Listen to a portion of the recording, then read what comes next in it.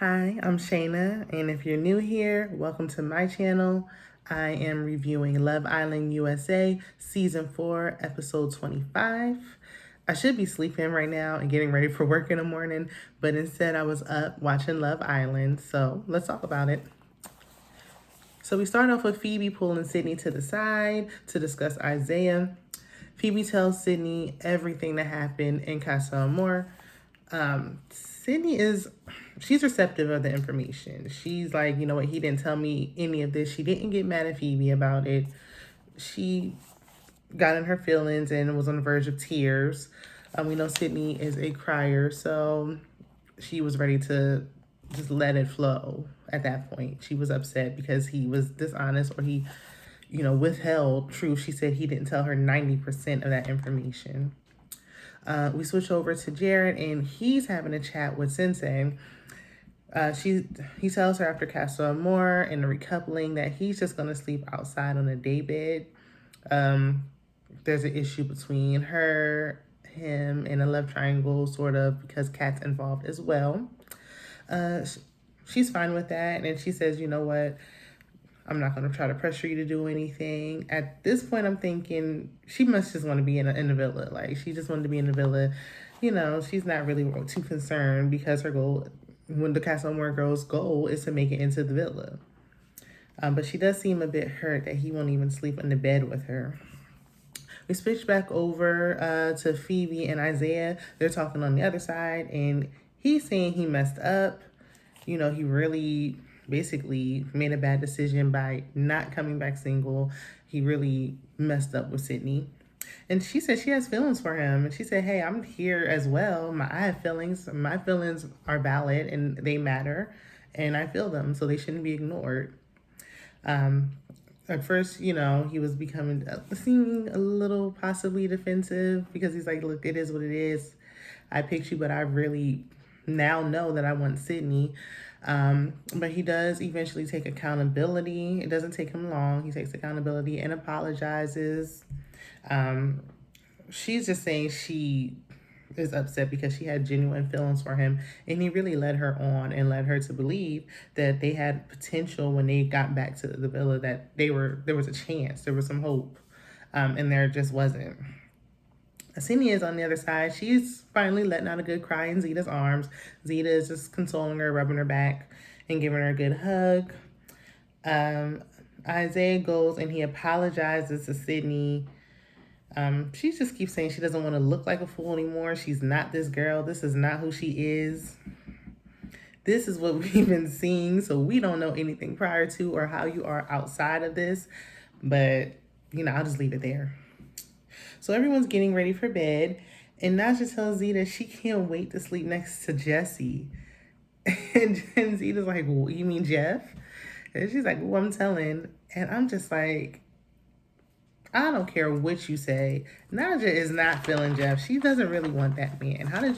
I know the Jays is kind of similar, but Jeff is too fine for her to be playing with him like this. She is playing with him, and she's playing him. So the next day, Nick just decides to leave the villa. He said, I believe in timing, and his person is just not there. He's leaving and going to be with his family. There's no point of him being there. So he leaves. They say bye, but it doesn't really upset the house or anything. Everyone just moves on. So Zeta and Timmy gets a text saying that they're getting their first official date. So exciting. Everybody is rooting for them. We want to have that couple that we just have hope for, that we just look forward to seeing them grow, and we just want to root for someone. And Zimmy is the only couple that we can honestly root for. I can't see any of the other couples actually being a couple outside of this, besides those two. So I can't see how they won't make it to the end. They better make it to the end because they're the only legitimate couple. So Zena and Timmy, they look super cute. They look so cute in their matching white, riding that bike to the destination. They had the double bike ride, and Timmy's leading the way, and Zeta's like, okay, I trust you, and I just love that for them. And then they exchange a really passionate kiss. That was, whew, yes.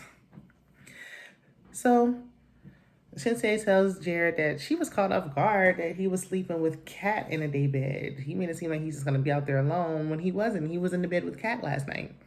So he finally just comes clean. I mean, what else can he do at this point? And he just tells her that he does indeed have feelings for Kat. So she's a little caught off guard and she's visibly hurt, but what can she? She just goes with the flow and just says, okay, there's nothing more she can do. She is safe for the time being, however, so and we know there's always a chance that you can build a connection with someone else, so she still has some time. So Isaiah apologizes to Sydney again while she's laying on the bed with shades on, probably hiding her tears. He wants to be with her. He doesn't have eyes for anyone else in the house. He just sees her. And she's saying, why would I give you a second chance? You made me second. I don't want to give you a second chance when I'm your second pick. He's going to have a lot of making up to do. And I feel like even if she does decide to go back and be with him, which she, I'm sure, will, she's never going to let him forget this. She's never going to let him live this down. And if they go outside of the villa, she might bring it up there. So Zeta and Timmy are back, they're back showing their date. And the date is some type of planting. They're dealing with plants, and the plants have labels on them, and they can say things that they want in their relationship or what makes up their relationship. And it's a cute theme, but they have on all white.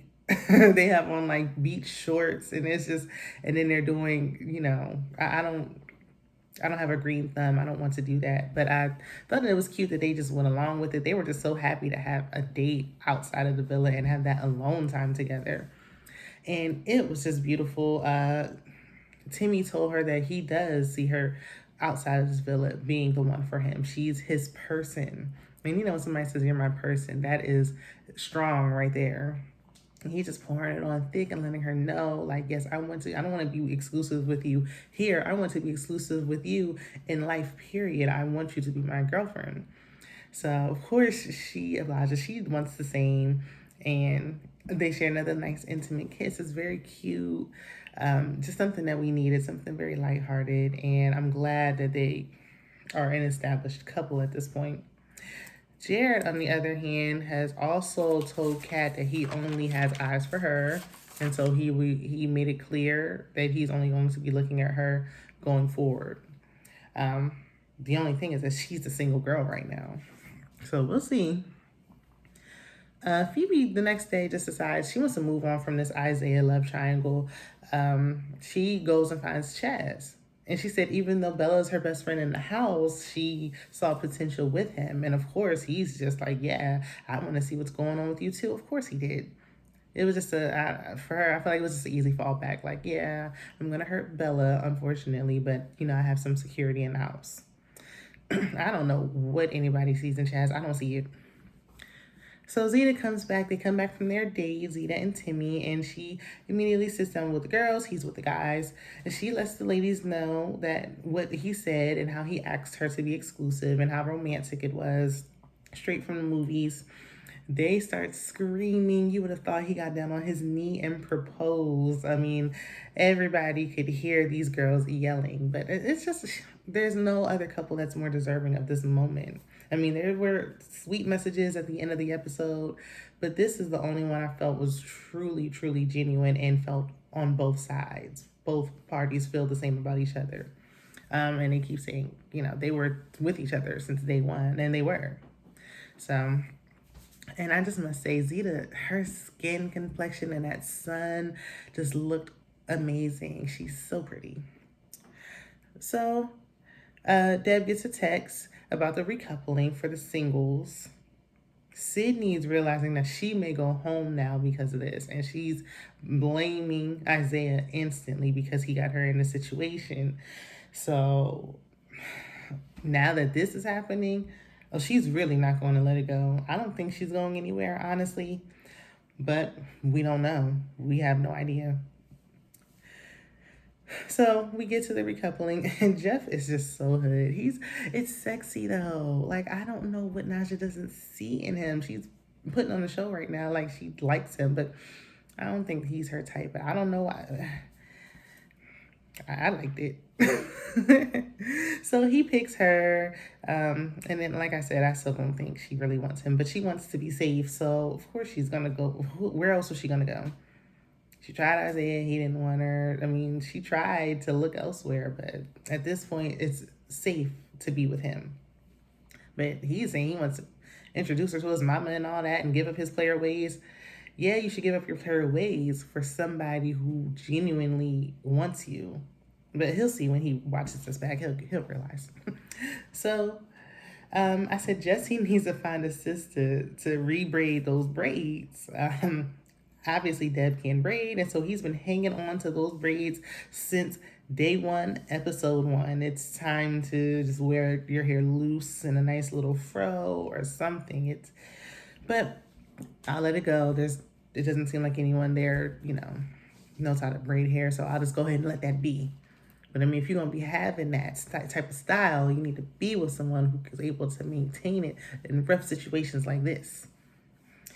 So he gives a very, very long speech about Deb, but I know it made her feel so good. They've been back and forth all this time. So uh, I did tune out a little bit. It was very sweet. It was really nice, but something about Jesse, it's something about him. I don't know. I tuned out a little bit. It got too long. It lost my attention, but it was nice in his eyes. He seemed to be sincere. And so now him and Deb are a couple. So Sydney and Kat are the last two single girls. And of course, a new guy comes into the villa. They said better late than never, named Joel. That's where the episode ends. Joel's walking in. Isaiah is looking nervous. Sydney's looking excited. Kat is looking fearful because she's probably feeling like how we're feeling. She's probably going to go home. But we shall see. You never know how things may turn. You never know. I think Sydney and Isaiah should get another chance, though. I don't see it for any of the other couples, really, outside of Team Zimmy. I don't see anybody else. Jesse and Deb, I don't really see it for them. I don't think Kat should stay home with this last minute nonsense with Jared. I mean, Sydney and Isaiah have been going back and forth since day one, and even though it can be a bit toxic at times, I think they really do have feelings for each other. So we shall see. Love Island comes out with episodes consistently, so we'll be back here. Meet me down in the comments. Let's talk about it. Let me know who you think is going to make it all the way, and be sure to like, comment, and subscribe. Bye.